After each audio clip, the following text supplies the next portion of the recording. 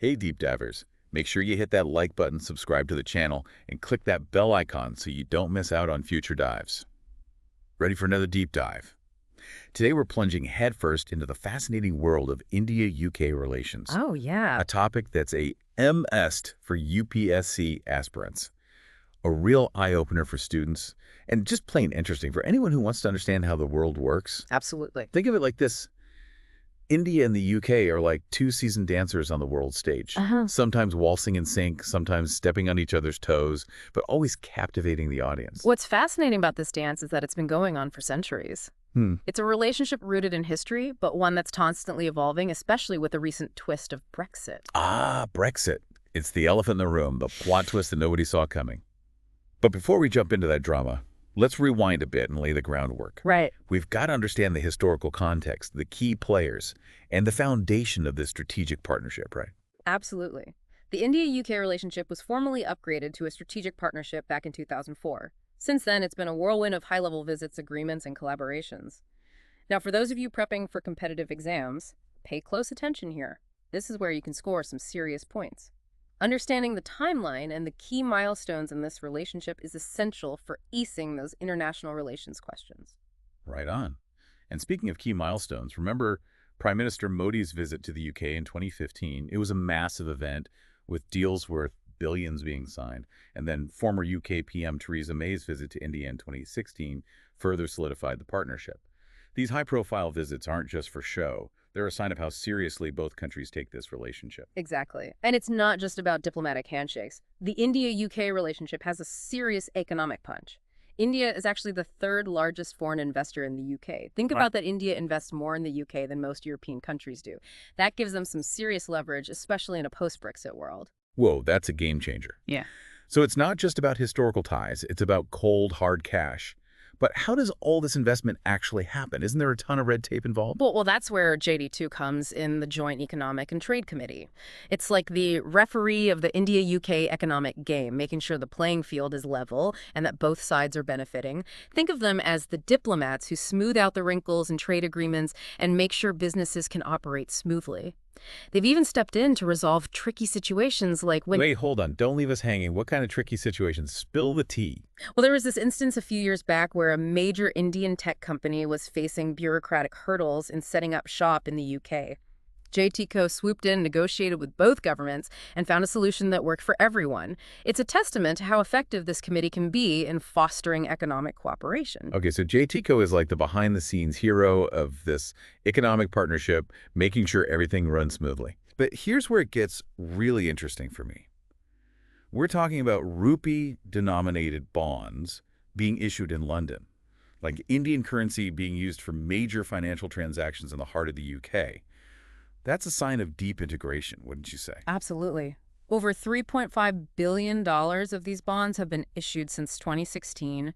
It's a sign of the UK's growing confidence in the Indian economy and a testament to the deep financial ties between the two countries. This is mind-blowing stuff. And it makes you wonder, with Brexit changing the rules of the game, what new opportunities are opening up? Well, for one, there's a lot of buzz about the potential for a free trade agreement between India and the UK. This could be a game changer, slashing tariffs and boosting trade in sectors like telecommunications, where India is a global powerhouse. Hold on, time out for a second. For our listeners who are new to all this, can we break down why this telecom sector is such a big deal? Sure. India has the world's second largest mobile phone market and is rapidly becoming a leader in digital technology. The UK, on the other hand, is a global hub for finance and innovation. Combining these strengths could lead to some serious breakthroughs in areas like 5G artificial intelligence and cybersecurity. Wow. So it's not just about making phone calls cheaper. It's about shaping the future of technology. Precisely. And this is just the tip of the iceberg. There are opportunities for collaboration in areas like renewable energy, healthcare, and education as well. The potential for growth is immense. Okay, so we've established that the India-UK relationship is built on more than just warm, fuzzy feelings. There's real economic muscle behind it. But this partnership isn't just about making money, right? There's a whole lot more to it than just balance sheets and trade deals. You're absolutely right. We're talking defense cooperation, educational collaborations, science and technology partnerships, and of course the vibrant cultural exchange between India and the UK. This relationship is multifaceted like a diamond with many sparkling facets. Okay, I'm already intrigued. Let's unpack these sparkling facets one by one. What's happening on the defense front? Well, the defense collaboration is particularly noteworthy with joint exercises and capability partnerships between the armed forces of both countries. They're sharing expertise, conducting joint training, and even co-developing military technology. This strengthens their security ties and promotes stability in the region. So it's like they're watching each other's backs, which is pretty important in today's world. But what about the education front?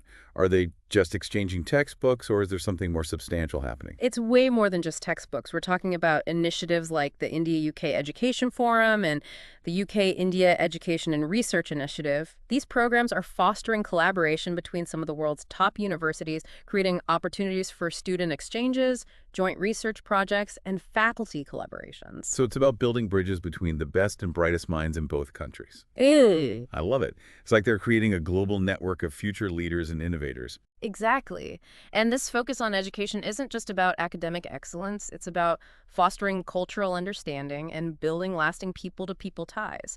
It's about creating a generation that's comfortable working together regardless of borders or backgrounds. Now, that's what I call a smart investment. Hold on. There's still more to this partnership. What's cooking on the science and tech front?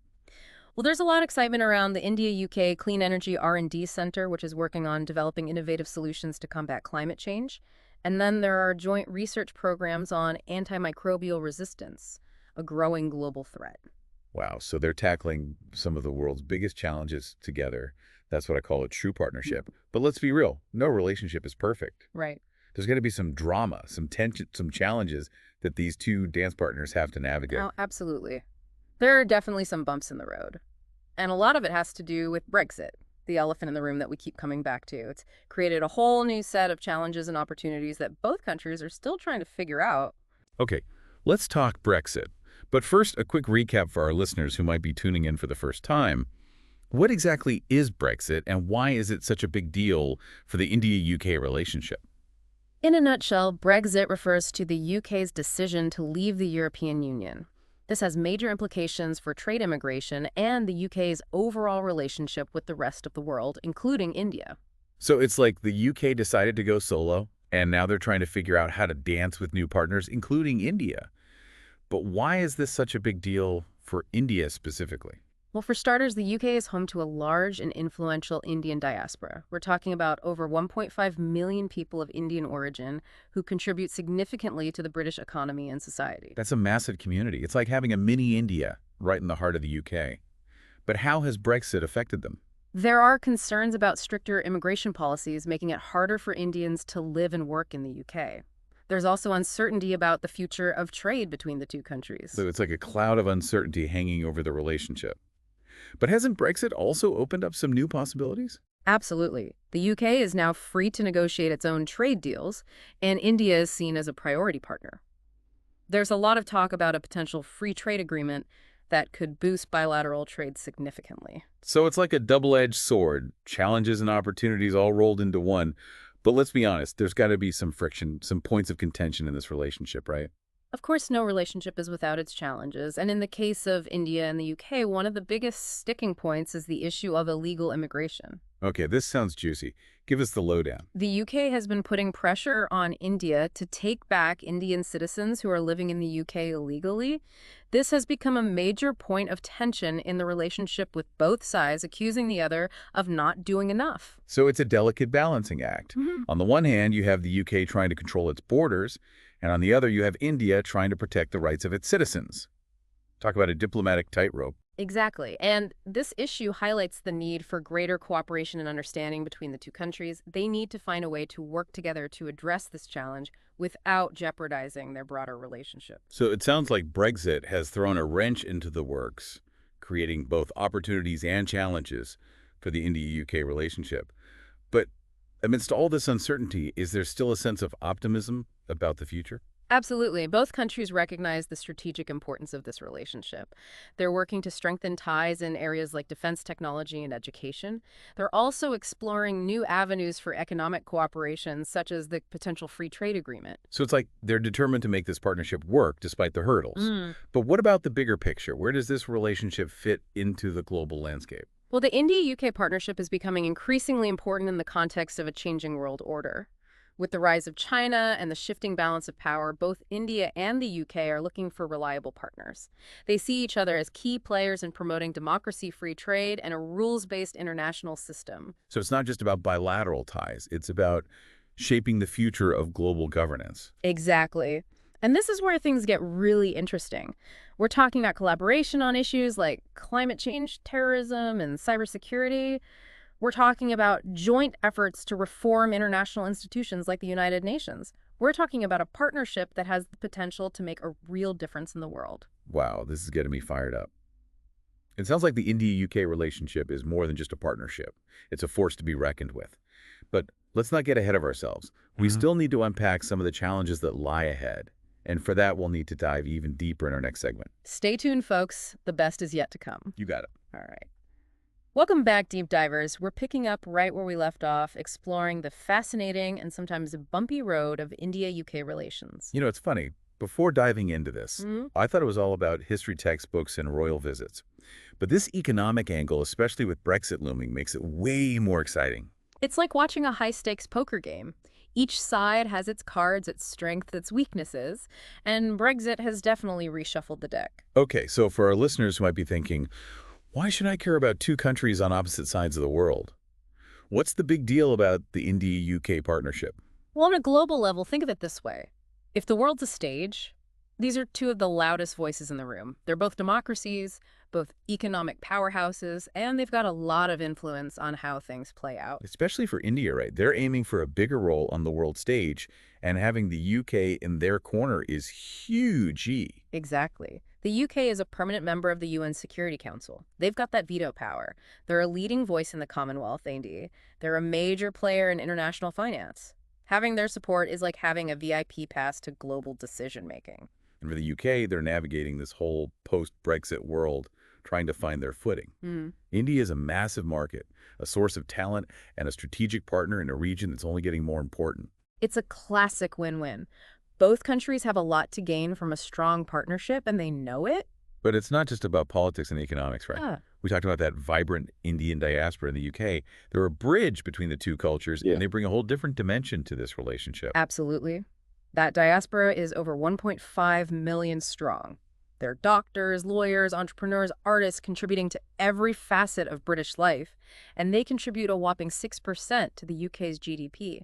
Think about that. That's more than some entire European countries. That's mind-blowing. It makes you wonder, with all that economic clout, do they have any political sway as well? Oh, they absolutely do. The Indian diaspora is a powerful voting bloc, and politicians in the UK are well aware of that.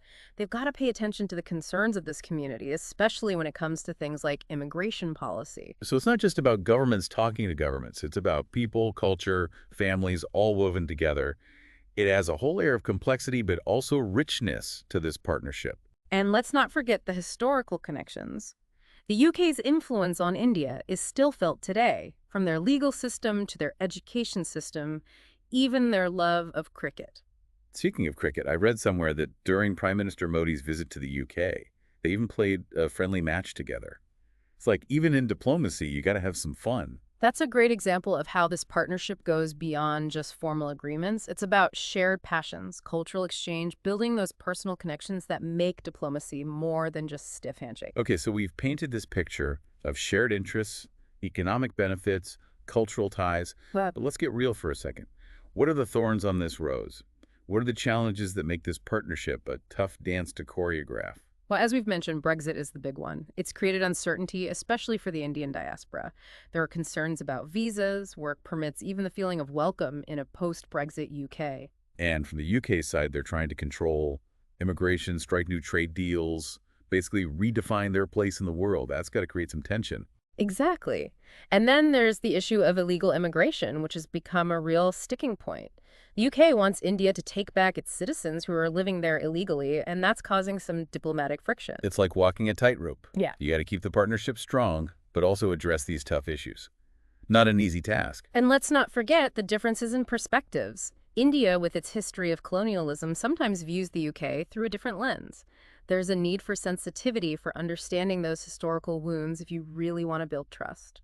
That's a great point. It's not just about forgetting the past, but about acknowledging it, learning from it, and using that knowledge to build a stronger future.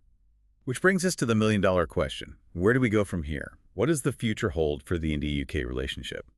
That's the big question, isn't it? And it's one that's on the minds of policymakers, businesses, and everyday people in both countries.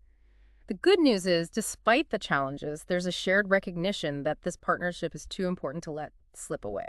So it's like a couple that's been through some rough patches, but they're committed to making it work. Exactly. They're both investing in the relationship, looking for new ways to collaborate, and trying to address those thorny issues head on. And remember, folks, this isn't just a spectator sport.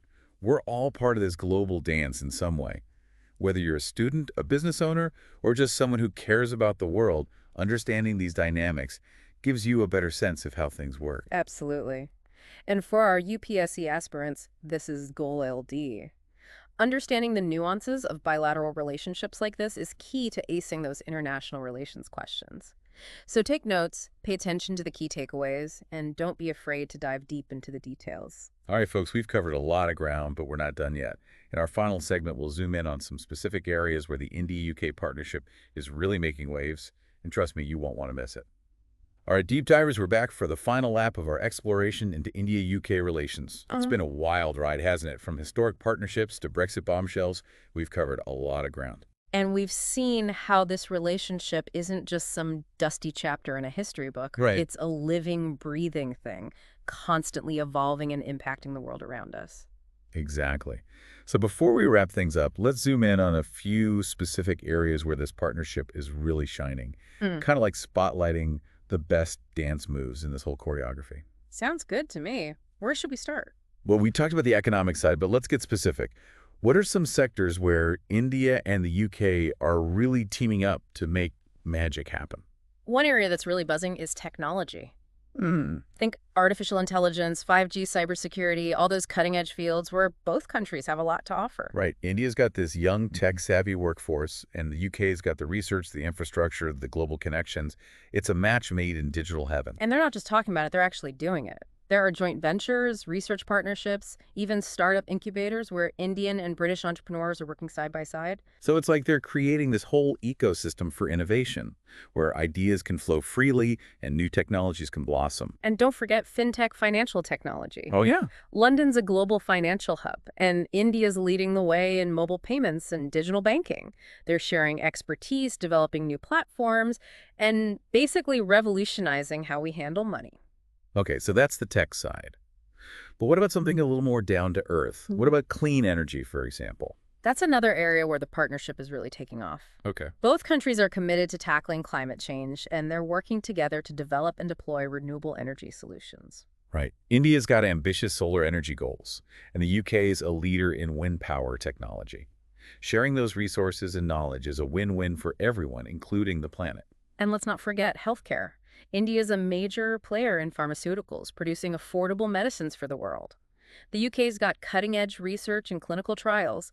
Combining those strengths can lead to breakthroughs in drug development and disease prevention. So it's like they're not just focusing on economic gains, they're also tackling some of the biggest global challenges together. That's what makes this partnership so unique. It's got this blend of pragmatism and idealism. Yeah. They're working together to make money, but they're also working together to make the world a better place. Okay, now I'm really getting inspired. Yeah. But before we get too carried away, let's bring it back down to earth for a second. We've talked about all these bright spots, but what are some of the roadblocks that might slow things down? Well, as we've discussed, Brexit is the big question mark. It's created a lot of uncertainty, especially around trade and immigration. Right. And while there's talk of a free trade agreement, those negotiations can be tricky and time-consuming.